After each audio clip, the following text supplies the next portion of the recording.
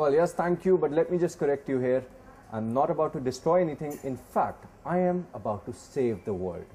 Not just the present generation. In fact, I am about to save the future generation because they are in crisis quite literally for the third time. That's correct. So let's get started with Crysis Part 3. A first-person shooter game, Crysis 3 takes place in year 2047 New York, melding jungle and urban landscape. With you returning as game's half-human and half-alien protagonist, Prophet. In terms of gameplay, it's the game's futuristic bout that drives the entertainment. Firing standard arrows has just the right feel, and you can sense the weight of the pull and release, including the impact of arrow on hitting its mark. Also, just like earlier games in the series, you can activate your nanosuit's cloak to hide in plain sight, which amplifies the feeling of being Predator in the urban wilds of New York. But cloaking may make the game seem too easy for you, as you can annihilate a huge number of foes without breaking a sweat or getting caught. In that case, you can always go in all guns blazing. But what takes the cake for me is the game's visuals, and this is where the game really lives up to its reputation.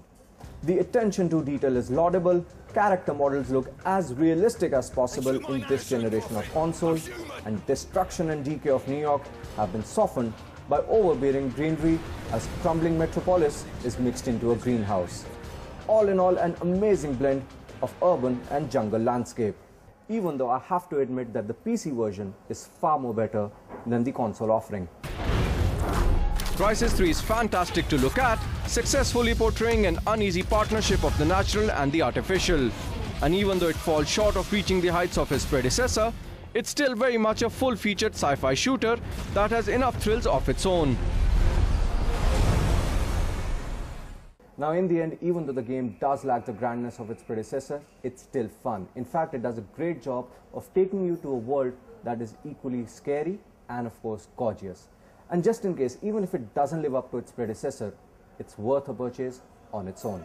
And now, from the fictional world to the world of reality in this week's gaming news.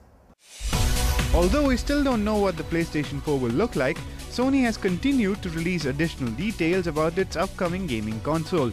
And the latest reveal is that every single PlayStation 4 title will be available digitally and only some will be offered on discs. The PlayStation 4 is scheduled to launch this holiday season for a rumored price between $350 and $400. Now that Sony's PlayStation 4 announcement is over and done with, rumors are rife about Microsoft being next in line to take a crack at grabbing gamers' attention with its next generation console.